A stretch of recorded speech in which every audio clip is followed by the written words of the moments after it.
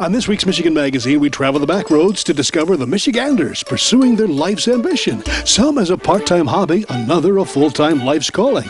Our stop includes Oxford, Michigan, with correspondent Teri Stiles, who introduces us to a state champion chainsaw carver, Gary Elterman. His love of transforming wood into pieces of art is inspiring. But first, we visit the soap-making headquarters of Aunt Chris and Aunt Billie, who pursue their soap-making passion into a profitable hobby. Their love of rendering fat and oils into homemade soaps has developed into a fairly lucrative pastime.